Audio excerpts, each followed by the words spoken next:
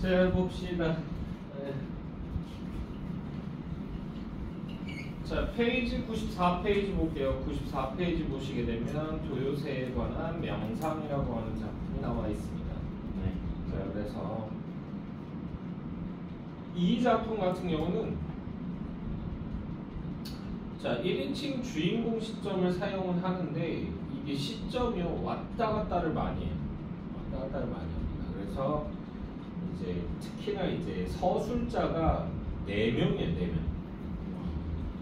그래서 전적 작가가 하나가 있고 그 다음에 이제 여기서 아버지가 나오는데 아버지의 관점, 그리고 아들이 2명 있는데 그 2명의 관점 해가지고 총 4개의 관점으로 구성이 되어 있습니다. 4부짜리예요, 4부짜리. 됐나요? 네. 자, 그래서 간단하게 그냥 전체 얘기를 해드리면 이제 병식이라고 하는 애가 나와요. 병식이가 나오는데 얘가 이제 재수생이야. 재수생인데 그러다 보니까 이제 집에서 얘를 꼴보기 싫어해가지고 좀 용돈 같은 걸 안 주는 거야. 재수생은 뭐 어쩔 수 없어요. 집에다가 죄 지는 거기 때문에 일종의. 근데 요새는 또 인식이 다르더라고. 재수는 필수다. 뭐 이렇게 얘기하더라고요. 무슨 말도 안 되는 개소리야. 재수가 왜 필수야? 재수는 절대 하면 안 되는 거. 됐나요? 해보면 알아요. 멘탈이 갈려나가요. 진짜 내가 대학교를 가고 싶어. 공부하는 애야. 근데 재수를 해. 그러면은 얘는요 하루에 멘탈이요 한 4-5번씩은 깨졌다가 붙었다 그래. 막말로 수학 문제 한 10개 이렇게 풀었는데 채점하는데 그 중에서 절반 맞고 절반 틀렸다. 그러면요 그 자리에서 멘탈이 와장창해요. 으스러집니다. 그래가지고 나는 빠간가 빠가살인가 병신인가 내가 왜 재수를 하고 있지, 난 대학을 가면 안 되는 건가, 별 생각 다 해요. 자, 장사할까 아니면 군대 나갈까 별 생각 다 합니다 진짜. 그러다가 내가 조금 잘하는 거 보면 뭐 예를 들면 나 같은 경우는 국어, 근데 그걸 다시 풀어. 그러면 10문제 풀었는데 채점을 보니까 다 맞았어. 그럼 이제 멘탈이 다시 싹 하면서 붙어요. 그랬다가 다시 수학 문제 풀면서 와장창, 또 싹 붙었다가 또 영어 풀면서 와장창, 또 싹 붙었다가 이 짓을 반복을 해요. 계속 머릿속에서 끊임없이 잡생각이 들고요. 이게 맞나 싶은 생각도 들고요. 됐나요? 네. 그래서 저는 재수는 절대 하지 말라고 분명히 얘기를 해요, 학생들한테. 근데 말 더럽게 안 들어요. 그러면서 재수를 꼭 해요. 아니면 반수를 하든가. 반수는 학교 다니면서 하는 거죠. 네.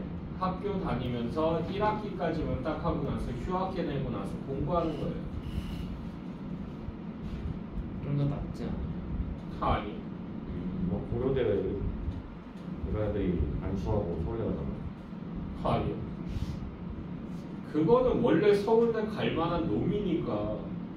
근데 수능 시험장에서 성적이 안 나온 거야.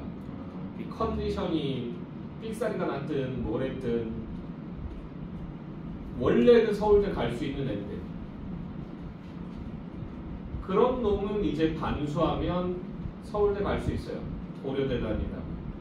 근데 그게 아닌 케이스 같은 경우는 거의 대체로 보다 반수했을 때 자기가 다니고 있는 학교를 다시 가거나 아니면 그거보다 낮은 학교로 갈 가능성이 높아요.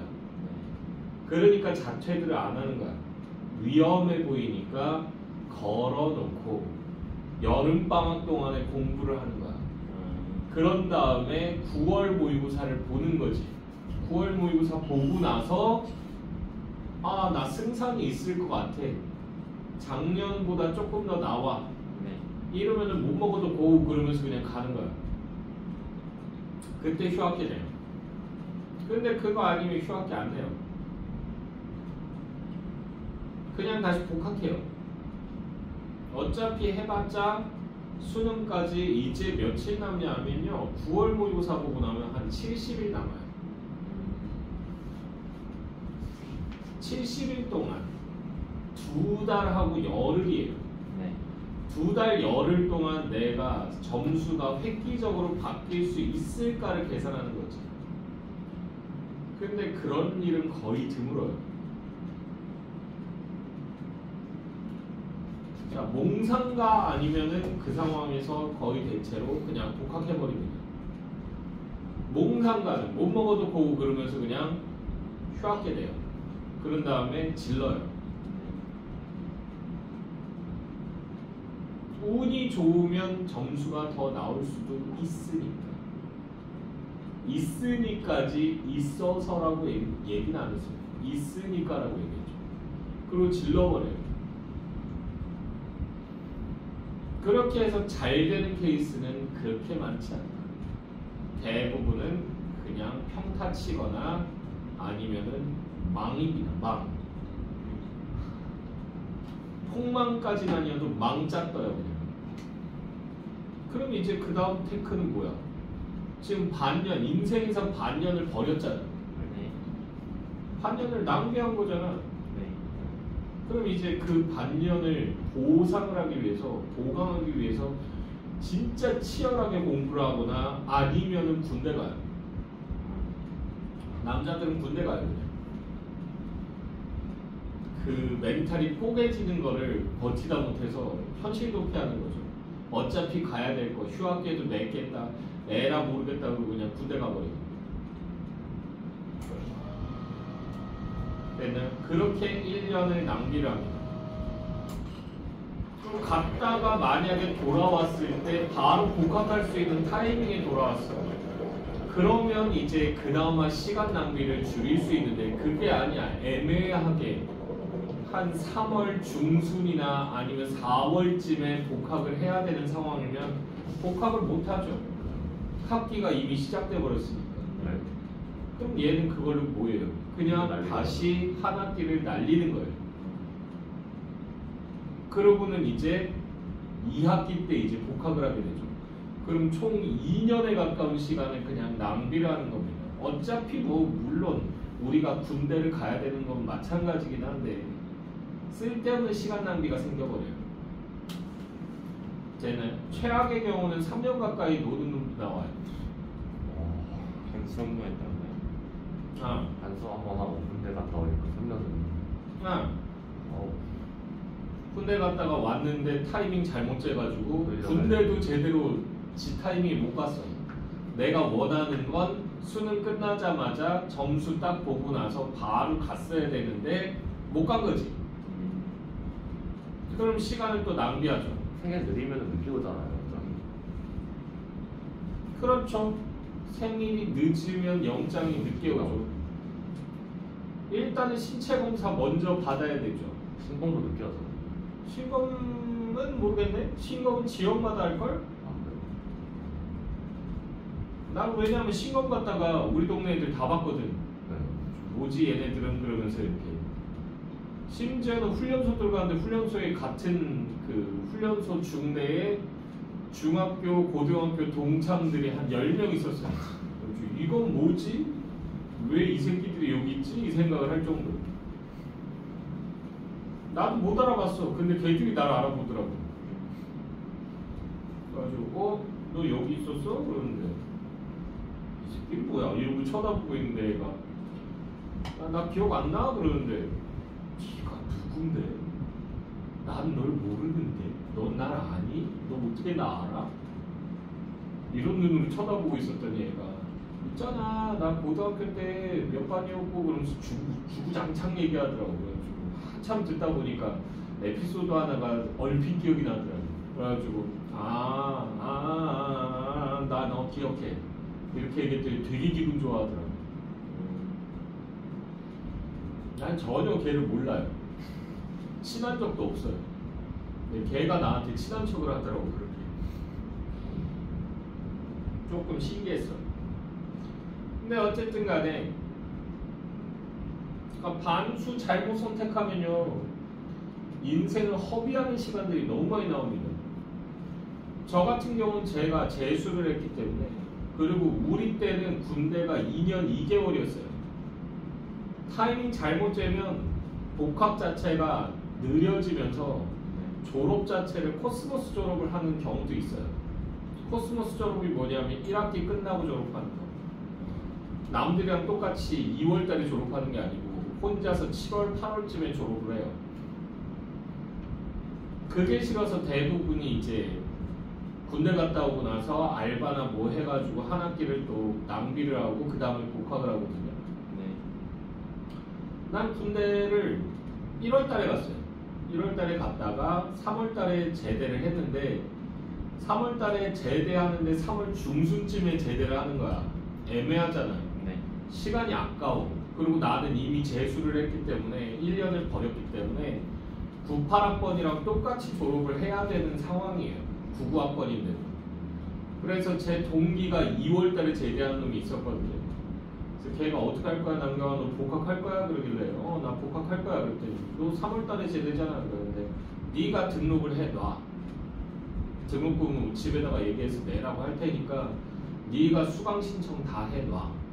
그럼 내가 그냥 닥치고 나와가지고 그냥 같이 수업 들으면 되니까 전공만 빠지지 않게 다 채워넣으라고. 그런 다음에 말년휴가 나와서 학교 다녔어요. 말년휴가 나오자마자 군복 입고는 그냥 학교 왔어. 그래가지고 가가지고 똑똑 두드렸더니 이제 교수가 문 딱 열어주는데 충성! 그랬더니 교수가 깜짝 놀라더라고요. 오씨 뭐야 이 새끼 그러는데 병자는 경우 몇 월 며칠부터 몇 월 며칠까지 말년휴가를 몇 받았습니다. 이 친구입니다. 충성! 그랬더니 그래 그 말년휴가야? 그러면서 얘기하시는데 네 말년휴가입니다. 근데 학교는 왜 왔어? 수업 중이었거든 그때. 네.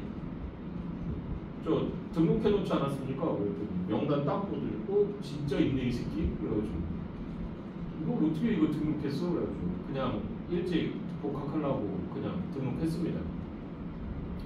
그래가지고 말년휴가 나와서 그냥 학교 열심히 다니고 이제 부대 복귀했다가 다시 온다고 이제 얘기까지 하고 들어와서 이제 수업 듣고 그러고 이제 집에 가고 그리고 이제 말년휴가 끝나서 이제 부대 복귀했다가 이틀 있다가 제대했어요. 이틀 있다가.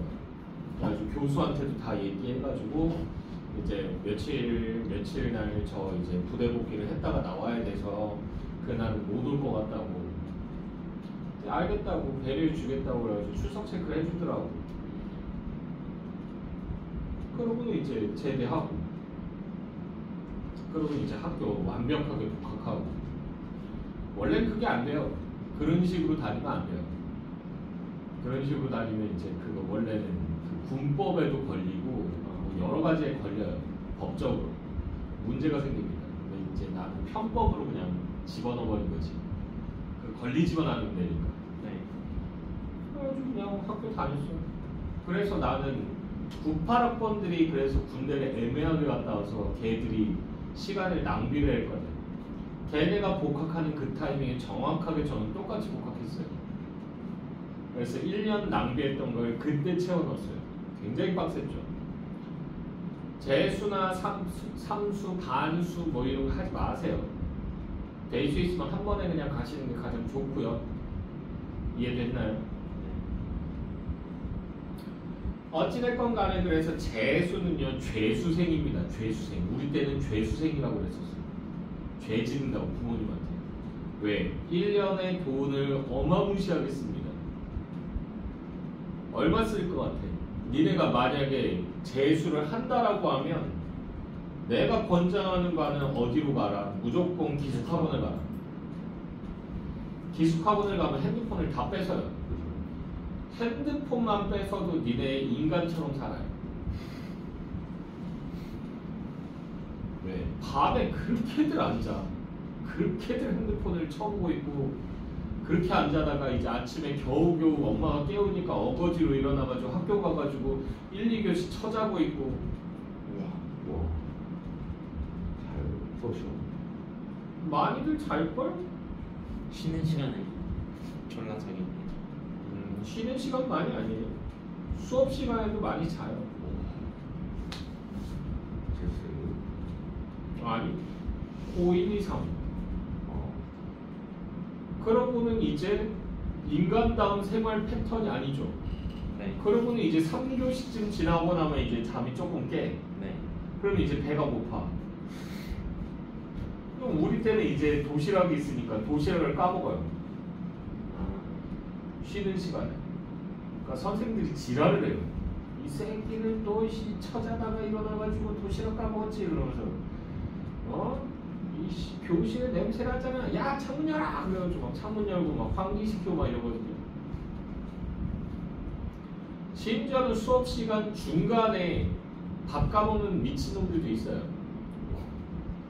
반찬 냄새 나는 거 그건 안 꺼내고 맨밥에다가 간단한 멸치볶음이나 뭐 이런 거 얹어가지고 그냥 이렇게 꾸역꾸역 먹어요. 맛있겠다. 밥 처먹어요. 수업 시간에. 그러고는 이제 점심시간쯤 되면 이제 쌩쌩해져가지고 축구하러 다니죠. 와 그러면서 축구해요. 신나게. 그러고는 땀 쪽 빼고 나서는 와가지고는 노곤하니까 수분 부족이니까 졸려. 네. 그러니까 또 자요. 네. 점심시간 때 자지. 왜 도대체 5교시 때 자고 있냐고. 그러고 나서는 이제 5, 6교시 자고 그 다음에 이제 집에 귀가하는 시간이거나 아니면 7교시 때 쌩쌩해져요. 네. 그럼 이제 집에 가면서 이제 노는 거야 애들하고. 놀다가 이제 집에 들어가서 저녁 먹고 학원 가. 학원 가서도 이제 또 막 노가리 까고 놀든가 아니면 자든가 아니면 멍 때리다가 와.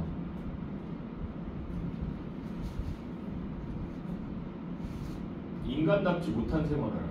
어쨌든 재수생이 되면 기숙학원을 가면요 핸드폰을 뺐는데 그것만 해도 여러분들은 사람다운 생활을 할 수 있습니다. 그리고 공부를 그제서야 하기 시작해요. 내년에 또 할래? 뭐 이런 얘기 들으면 오우 쉣 그러면서 애들이 막 몸서리를 쳐요.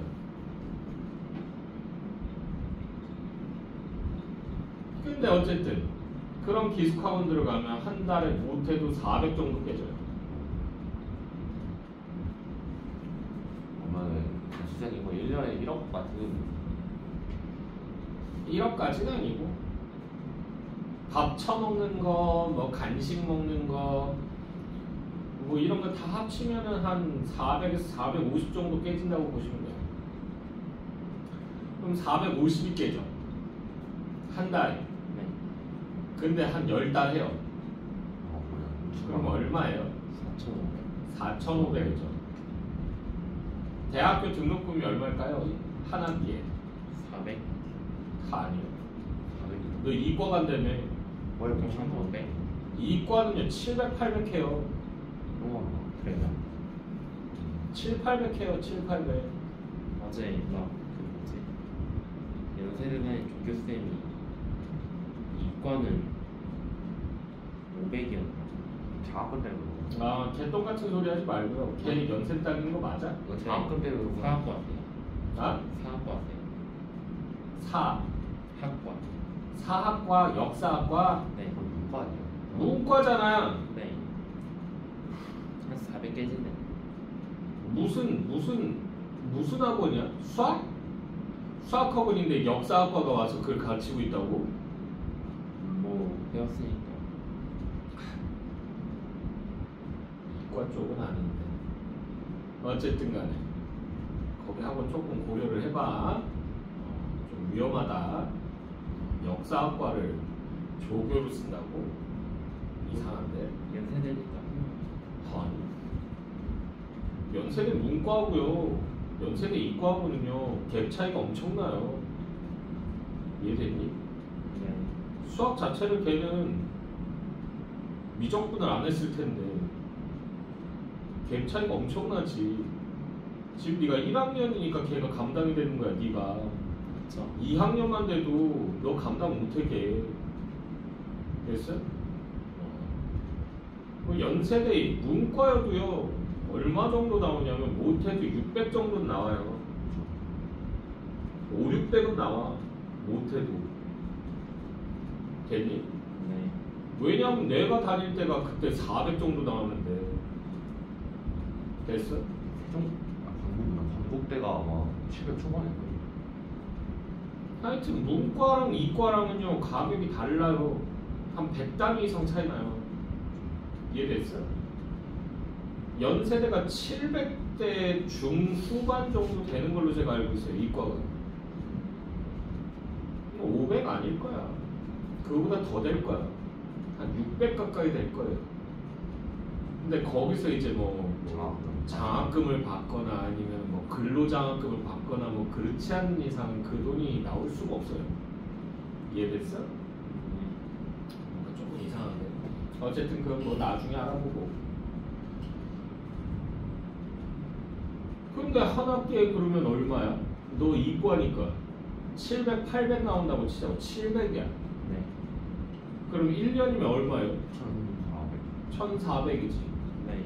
그럼 4,500이면요 몇 년치 등록금이야? 거의 한 4년. 3년이랑 3년 정도 돼요. 3년 정도 등록금을 네가 1년 만에 다 까먹는 거예요. 허러러러. 대학 2반 다니는 건데 사실. 야, 근데 그래놓고 좋은 대학교를 못 가면 망하는 거죠. 후레 자식이죠. 됐네. 네. 그러니까 재수생은 돈이 많이 들어요. 많이 들다 보니까 집에서는 번외 돈이 드는 거지. 그러니까 집에서 좋아할 리가 있다 없다? 없어. 그래서 여기서 나오는 병식이라고 하는 애가 병식이 아니에요. 병식이야. 병식이가 이제 이 집 둘째 아들인데 재수를 하다 보니까 집에서 사람 취급을 안 하는 거야. 그래가지고 용돈은 한 푼도 못 받아요. 그러다 보니까 얘가 이제 쓰고 싶은 돈도 있고 솔직히 20살 정도 되면 여러분들 술도 한잔 먹고 싶고 놀러도 가고 싶고 막 이렇다고. 요새로 따지면 이제 좀 잘 노는 애들이 많이 가는 데가 있어. 뭐 헌팅 포차 뭐 이런 데 가보고도 싶고 클럽도 가보고 싶고 막 이렇다고. 근데 돈이 없으니까 못 가는 거죠. 네. 근데 그때 이제 병식의 친구가 병식이한테 돈을 벌 수 있는 방법이 있다고 얘기를 하는 거야. 그래서 그게 무슨 방법이냐 그랬더니 자기 따라와 보라고. 그래서 갔더니 뭐 하는 거야? 얘가 약 같은 거를 이렇게 뻘밭에다 막 뿌리는 거야. 갯벌에다가. 그래서 저게 뭐지? 이러고 보고 있는데 그래 놓고는 가자 그래. 그러고는 그 다음 날인가 딱 와봤더니 그게 이제 약이었던 거죠. 먹으면 죽는 쥐약 같은 거. 그래가지고는 그거를 집어먹고 뭐가 죽은 거야. 도요새가 죽어 있는 거야. 네. 그래서 얘네가 그 도요새 시신을 들고는 이제 어디 가는 거야? 박제하는 데를 간 거야. 왜? 도요새 박제해서 이렇게 팔면 돈이 좀 되거든. 그래서 그 시신을 팔러 갔던 거지. 그래가지고는 얘가 그거 가지고 돈을 만들어서 이제 지 유흥비로 막 쓰기 시작했던 거야. 거기에 맛을 들여요. 근데 이제 이 집에 이제 첫째가 있어요. 첫째는 병국이라고 하는데 이 병국이는 서울에 있는 국립 S대학교를 다니는 애예요. 어딜까요? 서울대. 서울대죠. 서울에 있는 국립 S대는 서울대밖에 없어요. 서울시립대는 그때 당시 없었기 때문에 이 작품이 쓰였을 때 되는. 네. 그래서 S대학교 서울대를 다니던 애였는데 얘가 뭐 하다가 민주화 운동을 하다가 걸린 거야. 네. 그래가지고는 이제 학교에서 제적을 당하는 거지. 잘려요. 왜냐면 학교 입장에서는 눈치를 볼 수밖에 없어요. 어디 눈치를? 정부 눈치를 볼 수밖에 없습니다. 왜냐면 정부 지원금이나 뭐 이런 것들이 있기 때문에 그걸 끊어버린다 그러면은 학교 입장에서는 고사될 수밖에 없어요. 네. 그래서 얘네가 이제 그 병국이를 잘라버리고 그러고 나서 병국이가 이제 자기 보고 민주화 운동을 하라고 막 이렇게 부추겼던 선배나 교수한테도 막 전화를 한 거야. 근데 그 사람들이 다 얘 전화를 피하는 거지. 왜? 자기네들한테도 피해가 돌아올까 봐. 그래서는 결국은 병국이가 그 상황에서 실망을 하고는 뭐 한다? 집으로 내려온 거야. 그래서 엄마 입장에서는 나름대로 그래도 아들내미가 국립 S대학교 갔다고 목에 힘주고 다녔었는데 학교에서 잘렸다는 사실 때문에 엄마가 뒷박이 친 거죠. 네. 그래가지고 엄마가 꼴뱅 싫다고 병국이도 사람 취급을 안 해요. 병식이도 사람 취급을 안 하고. 되나요? 그리고 엄마는 아빠도 사람 취급을 안 해요. 왜? 아빠는요 북에서 내려온 사람이에요. 6.25 전쟁 때 북에서 가족들 다 버리고 북에도 이제 그 마누라가 있었던 걸로 알고 있어요 제가. 근데 걔네 다 버리고 자기 혼자서 월남해 버린 거야. 월남해 가지고 귀순에서는 장교로 근무를 하다가 제대를 하고 나서 예전에는 군대 있다가 제대하면 이제 추천서 같은 거 써주거든요. 그럼 그걸 내면 바로바로 취업이 되는 경우가 많았어요. 옛날에는 군대 출신, 군인 출신은 되게 우대해줬었기 때문에. 걔는 지금도 제대하면 추천서 써주는 걸로는 알고 있어요. 근데 그걸 낸다고 해서 바로 취업이 되거나 그러진 않는 걸로 알고 있어요. 근데 어쨌든 간에 얘가 그걸 내고는 취업을 한 거야. 공무원으로. 근데 공무원으로 생활을 하는데 아내 입장에선 남편이 답답한 거지. 왜? 남들은 6.25 전쟁 끝나고 나서 그렇게 많이 헤쳐먹거든. 막 여기저기서 막 공사 같은 거 있으면 거기서 돈 좀 빼돌려가지고 주머니에다 챙기고 뭐 무슨 뭐 도로 같은 거 넣으면 거기서도 뒷돈 받아가지고 주머니에 챙기고 막 이러는데 남편은 그런 게 없는 거야. 남의 집은 막 마누라가 밍크 코트를 입고 다니고 뭐 똑같은 직책인데 아니 저 집 남편은 저렇게 잘해오는데 당신은 왜 한 푼도 못 해오냐고 좀 해보라고 그러면서 아내가 막 갈군 거야. 좀 남편이 너무 아내가 갈고대니까 어쩔 수 없이 뭐 한 거야. 그거를 이제 좀 뒷돈을 챙겨보려고 좀 쓱한 거야. 근데 그게 걸려요. 이게 잘하는 놈이나 하는 거지 그것도 못하는 놈은 하면 안 돼. 그냥 나한텐 그런 재능은 없어. 삥땅 치는 재주는 없어. 그러면은 그냥 무난하게 그냥 사세요. 그게 최고야. 됐어? 네. 근데 어쨌든 간에 얘가 쓱 해가지고 그것도 큰 돈도 아니야. 지금 돈으로 따지면 10만원? 요 정도를 삥땅을 치다 걸려요. 그래가지고 결국은 잘립니다. 그때 당시에는 이제 그 공무원이 횡령하거나 그러면 무조건 잘렸었거든요. 지금보다 훨씬 더 빡셌어요. 조선시대는 더 빡셌어. 조선시대는 횡령하다 걸리면 뭐한다? 사형이에요. 사형 아니면 유배형입니다. 왕이 기분이 좋을 때 얘가 걸리면 유배형. 그거 아니면 사형이에요. 아유, 요새 그런 거 적용시키면 국회의원들이 싹 다 갈아야 돼. 다 죽어 걔네는. 됐나요? 근데 어찌됐건 간에 그래서 삥땅 치다 걸려가지고 잘려요. 그걸 보고 나서는 아내가 빡친 거야. 어떻게 당신은 그 돈도 삥땅을 못 치냐고. 근데 남편이 이제 실직을 했잖아. 그것도 횡령하다 걸렸잖아. 그러니까 자기가 이제 돈을 벌어야 되는 상황이 된 거야. 그래서 아내가 돈을 벌어요. 근데 아내가 뭘로 돈을 버냐면 아내가 사채를 합니다. 고리대금. 그거를 가지고 이제 사람들 돈 빌려주고는 이자 받으면서 이제 생활을 하고 있는 거야. 그러니까 나 없으면 당신들 다 굶어 죽었다. 이 쓸모없는 제적생아, 이 쓸모없는 죄수생아, 이 쓸모없는 날백수 남편아 그러면서. 걔는 이런 생활을 해나가고 있었던 거야. 근데 병국이는 이제 집에 돌아왔는데 할 게 없잖아. 할 게 없으니까 얘가 그냥 집에 와가지고 할 게 없으니까 맨날 이제 집에 있으면 엄마가 갈구고 그러니까 눈치도 보이고 그래서 맨날 뚝방길에 나가 있었던 거야. 아빠랑 같이 바다를 보던 어렸을 때. 그래서 이 뚝방에 가가지고 이러고 앉아있는데 도요새가 날아다니는 모습을 본 거지. 자유롭게. 그러면서 아 나도 저렇게 자유로웠으면 하면서 동경하는 마음을 갖고 있었는데 어느 날인가 갯벌에 딱 내려가 봤더니 도요새가 죽어있는 걸 본 거지. 이게 무슨 일이지? 왜 도요새가 죽었을까? 얘가 고민을 한 거야. 그러면서 그 원인을 찾아보자라고 해가지고 그 근처에 있는 공장에서 폐수를 무단으로 막 이렇게 방출한 적이 많았거든. 그것 때문에 막 이렇게 그 근처에서 어업을 하던 어부나 이런 사람들이 헛구역질을 하다가 병원에 실려가고 물고기들이 막 허옇게 배 드러내고는 둥둥 폐사해서 떠다니고 막 이런 것들을 많이 봤거든. 혹시나 그 폐수 때문인가 해가지고 얘가 공장지대 근처를 샅샅이 뒤지기 시작해요. 근데 해변가에 가보시면 아시겠지만 특히나 동해안 쪽은요, 바닷가에 뭐가 쳐져 있다? 철책이 쳐져 있어요. 바닷가에. 이게 낮에만 오픈이 됩니다. 낮에만 오픈을 해놓고 해수욕장으로 쓰는 거고, 밤에는 그 철책을 닫아놔요. 왜냐하면 동해안은 물이 깊기 때문에 뭐가 들어올 수가 있어서 잠수정이 들어올 수가 있죠. 실제로 잠수정이 들어온 적이 있어요. 강릉 쪽에. 그때가 1997년, 96년 그 정도 될 거예요. 그때 이제 강릉 속초 쪽으로 해서 잠수정이 이제 몰래 들어온 거야.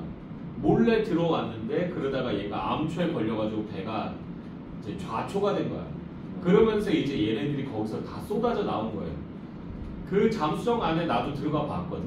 옛날에 이제 가다 보면 저쪽에 강릉 그쪽에 가면 있어요. 길가에다가 그 잠수정을 그냥 세워놨어요. 이렇게 전시하듯이. 그러면 사람들이 들어가고 싶으면 그냥 들어가서 한 번씩 보는 거야. 그래서 나도 들어가 봤거든. 되게 좁아요. 안이. 겉에서 봤을 때 어마무시하게 큰데 그게 다 기계로 꽉 차 있어가지고 안에 사람이 이동하거나 자는 공간은 진짜 코딱지만 해요. 어떻게 여기서 사람이 생활을 하지 이 생각이 들 정도로.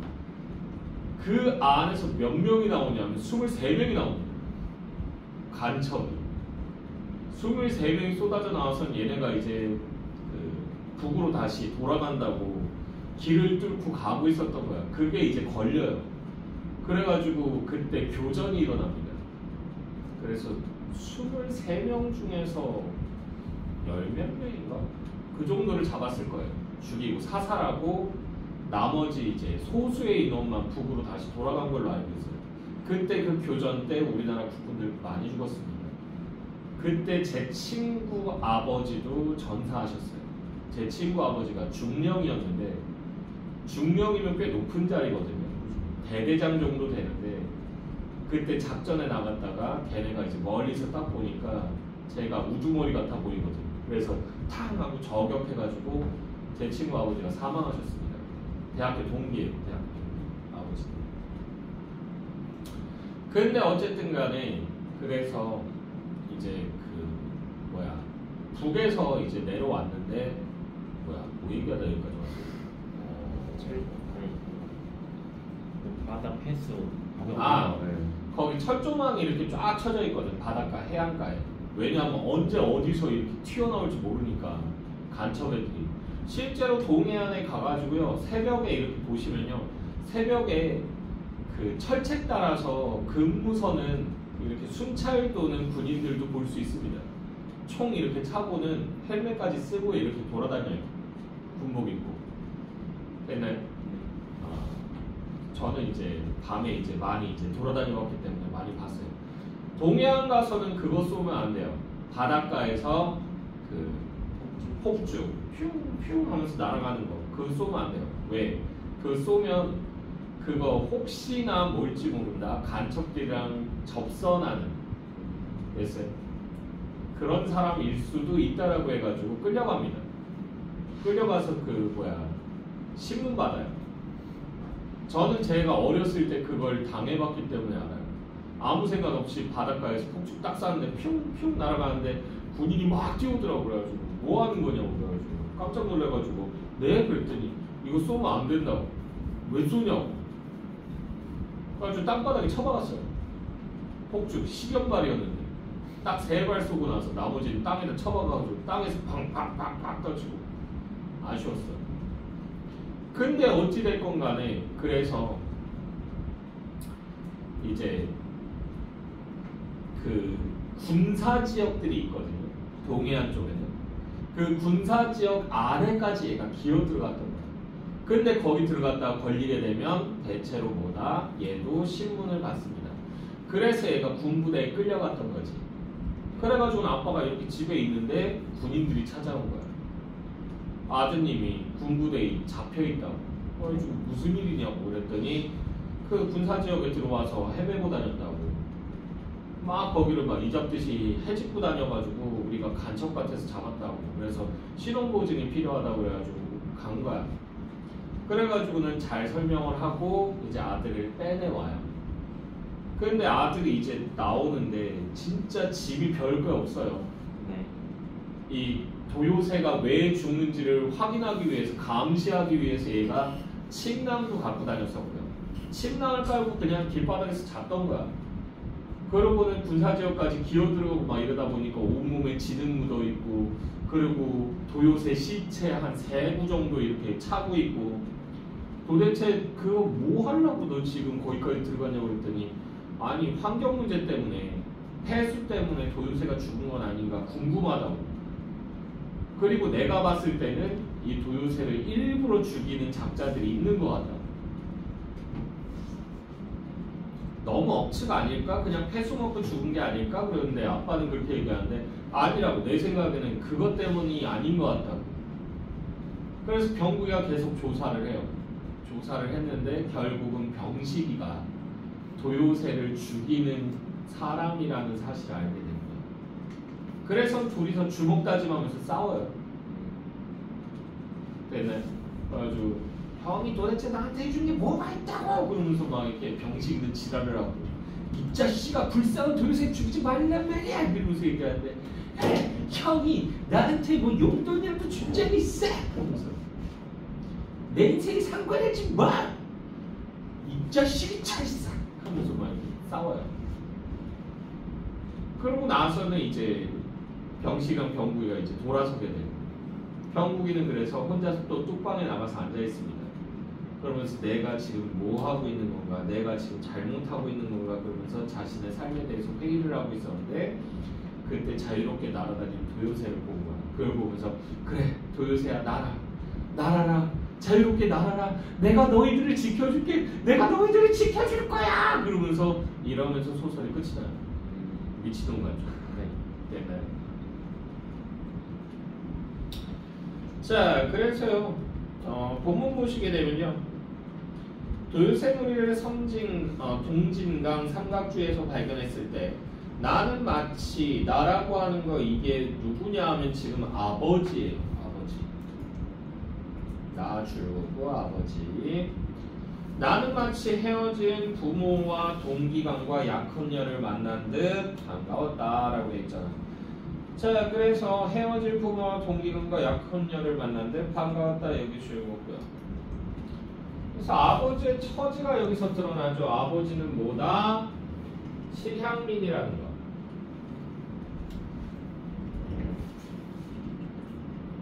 아버지는 실향민이다. 그래서 여기서 동기라고 하는 건 형제들이에요. 형제. 그래서 부모와 형제들과 약혼녀를 만나서 반가웠다. 너희들이 휴전선 위 통천을 거쳐 여기로 날아왔으려니 하고 대답 없는 물음을 던지며 울컥 사무쳐오는 향수가 내 심사를 못 견디게 긁어 놓았다. 가져온 술병을 기울이며 나는 셋대와 많은 대화를 나누었다. 셋대와 많은 대화를 나누었다. 여기 가로로 묶어주시고요. 그래서 여기서 고향에 대한 그리움,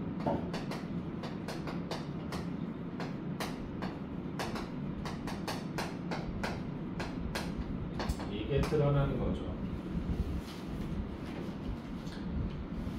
자, 내가 말하고 내가 새가 되어 대답하는 그런 대화를 아무도 이해할 수 없을 것이다. 새가 고향 땅 부모님이 되고 형제가 되고 어떤 때는 약혼자가 되어 내게 들려주던 그 많은 이야기를 나는 기쁨에 들떠 때때로 서름에 젖어 화답하는 그 시간만이 여기서부터 가로 열자 그 시간만이 내게는 살아있는 진정한 시간이었다. 여기까지 해서 가로 닫아주시고, 그래서 이게 뭐예요? 과거를 그리워하고 있는 거야.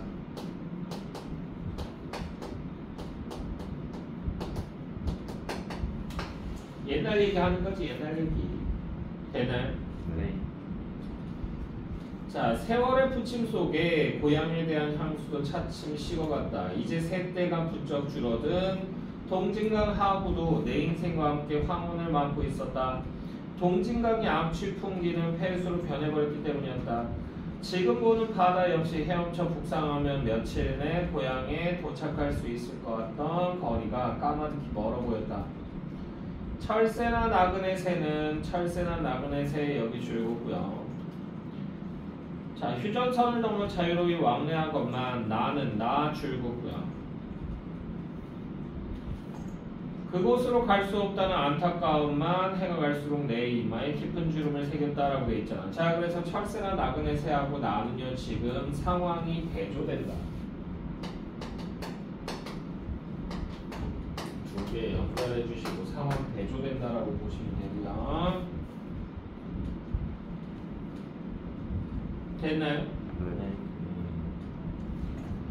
자, 계속 보시면요. 내가 신문 바둑난을 꼼꼼히 들여다보고 있을 때였다. 이게 한 1970년대, 80년대 정도 됩니다. 그때는 이제 바둑 붐이 있었기 때문에 되는 특히나 이제 1980년대 니네 그 응답하라 1988 거기서 보면 바둑 두고 막 이런 거 나오잖아. 네. 나 어렸을 때 진짜 그 바둑 붐이 있었어요. 그래가지고 집집마다 바둑판이 없는 집이 없었어. 바둑판 그것도 이렇게 해서 이렇게 상처럼 생긴 거 있어요. 네. 이렇게 들고 다니는 거, 통으로 나무로 되어 있는 거. 그게 되게 집집마다 하나씩 다 있었어요. 그리고 되게 비싼 것도 있었어. 비자나무로 만든 게 되게 비쌌었거든. 비자반이라고 얘기하는데 이 비자나무로 만든 게 그게 손맛이 되게 좋대. 바둑알을 딱 때릴 때 그 느낌도 착착 감기는 느낌이 있고 바둑알을 올려놓고 나서 바둑을 다 뒀잖아. 그럼 바둑을 한 2-3시간 둔다고. 두고 나서 이렇게 바둑알을 싹 치우면 그 바둑알이 놓였던 부분이 살짝 오목하게 파여있대요. 그랬다가 이걸 싹 치우고 몇 시간 지나고 나서 다시 보면 이게 싹 다시 올라와 있어.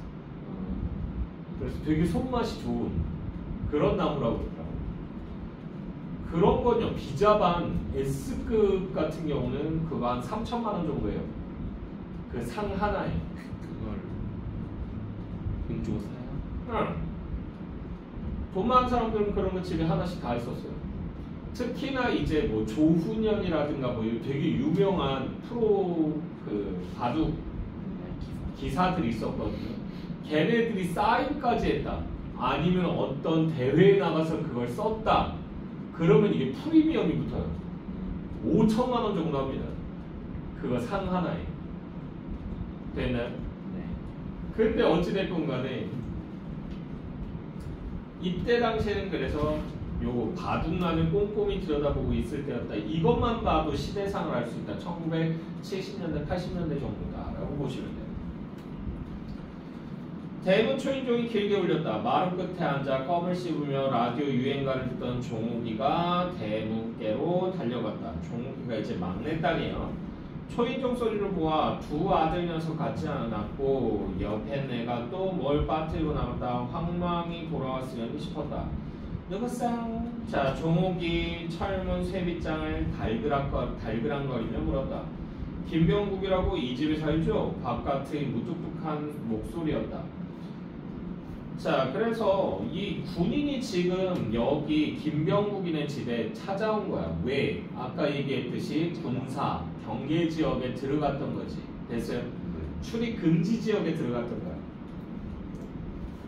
그래서는 윤소경은 당번병을 불러 김병국 군을 데려오라고 말했다. 자, 그래서 이제 부대 방문을 했고 부대 담당자하고 이제 얘기를 한 거야. 그러면서 이제 부대 담당자가 국가의 발전을 위해서는 안보가 중요하고 그래서 이런 데 들어오면 안 되고 어쩌고저쩌고 해서 한참 얘기한 거죠. 그래서 윤소령은 당번병을 불러 김병국 군을 데려오라고 말했다.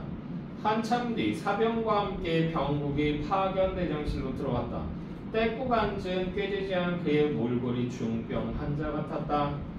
점퍼와 검정발도 펄투성이어서 개뻘이죠, 개뻘투성이어서 하수도 공사를 하다 나온 듯했다. 병국은 움푹 꺼진 동태 눈으로 나를 보았다. 자, 이 녀석아, 넌 도대체 어떻게 되먹은 놈이야? 통금 시간에 허가증 없이 통금이라고 하는 거 여기 줄거고요. 이것만 봐도 시대적 배경을 알 수 있죠. 요새 이런 거 있나요? 없죠. 1970년대에 통금이 있었습니다. 됐나요? 1980년대에는 이게 많이 풀려요. 왜 그러냐면 이제 86 아시안 게임도 있고 88 올림픽도 있고 그러다 보니까 외국인들 상대로 장사를 해야 될 거 아니야. 네. 그래서 이제 그걸 좀 풀어줘요. 됐나요?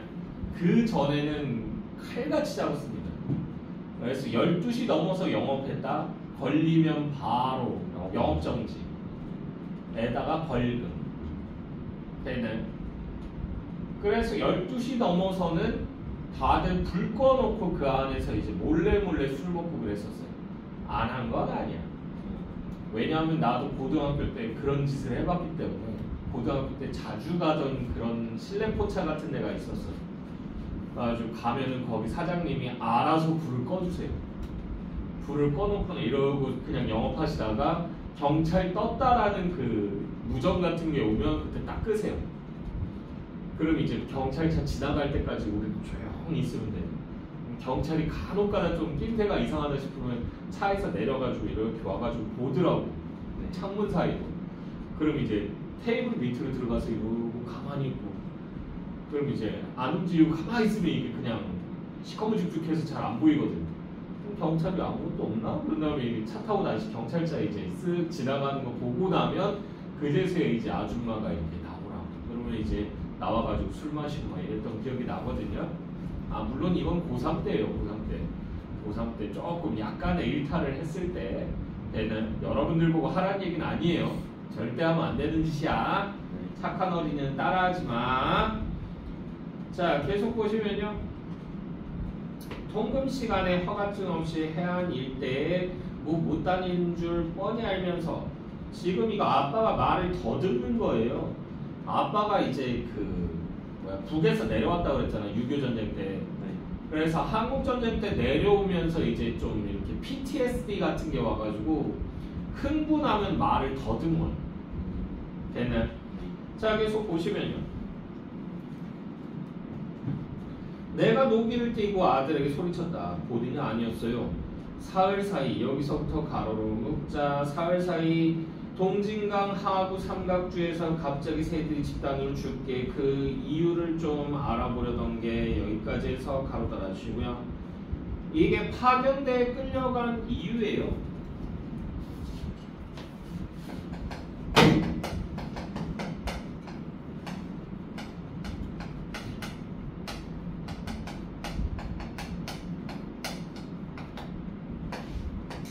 왜 끌려갔다? 환경에 관심이 많아서.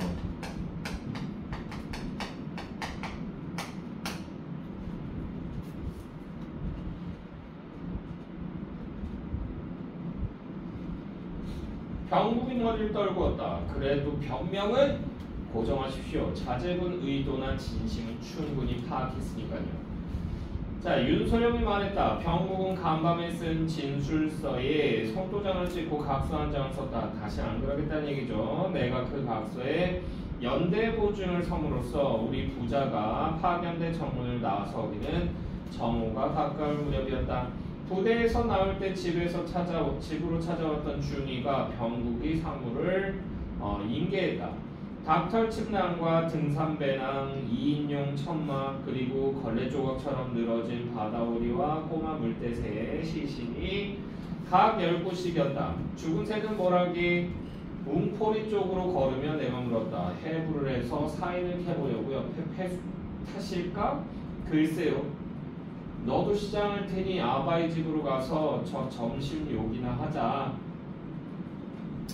자, 나는 웅포리 정마담을 만나 이잣돈을 받아오라던 아내 말을 떠올렸다. 병국이는 식사 따위에 여기서부터 가로로 먹자. 병국이는 식사 따위에 관심이 없어 보였다. 여기까지 해서 가로 따라주시고. 새들의 집단 폐사의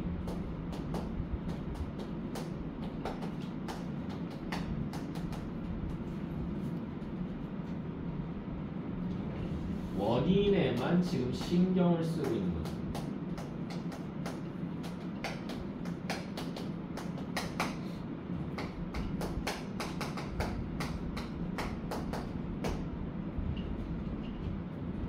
됐나요?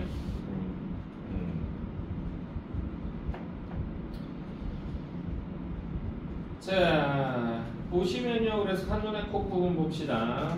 거기 갈래상으로 중편소설, 생태소설이다. 중편, 생태 각각 줄 그어주시고요. 자, 그리고 시점은 1인칭 주인공 시점, 전지적 작가 시점. 그래서 시점의 이동이 자유롭다. 시점의 이동이 자유로운 여기 줄 보고요. 배경은 시간적으로 1970년대 후반 정도 된다. 1970년대 후반 여기 줄 보고요. 공간은 동진강 유역이다. 동진강 유역 여기 줄 보고. 민족의 역사적 비극과 주제 여기 줄 보자. 민족의 역사적 비극과 산업화로 인한 환경오염 문제 여기까지 줄 보고요.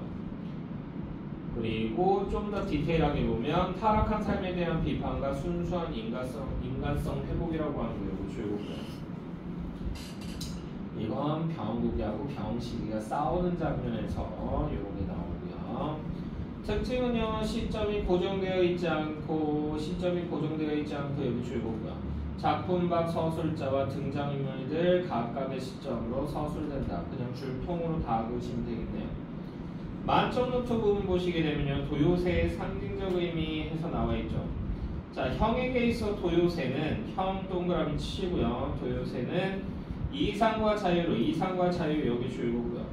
아버지에게 있어 아버지 네모 치시고요. 도요새는 고향에 대한 그리움을 상징한다. 고향에 대한 그리움이 여기 줄 보고요. 왜냐하면 도요새가 철새이기 때문에 북쪽에서 날아왔다가 다시 북으로 돌아가는 애거든. 그러니까 자꾸 고향 생각이 나는 거야. 쟤네는 북에서 왔는데 나는 왜 북으로 못 돌아갈까 이러면서. 됐나요? 자, 즉 도요새는 아끼고 보호해야 할 환경을 의미하면서 동시에 정신적 가치를 상징한다. 그러나 동생에게 있어 동생 세모 치시고요. 도요새는 경제적 이익물에 불과하다. 경제적 이익물 여기 줄 보고요. 됐나요? 네. 자, 넘어가서 우리 고전 소설은 다 했죠? 네. 일단 현대나 더 하자. 하나 더 하자. 네. 96페이지 하나 더 하면 끝이네. 현대. 네, 두 개. 두 개 남았다고? 운명기는 이렇게 말했다가 원투에. 아니, 두 페이지잖아. 작품은 하나야. 네.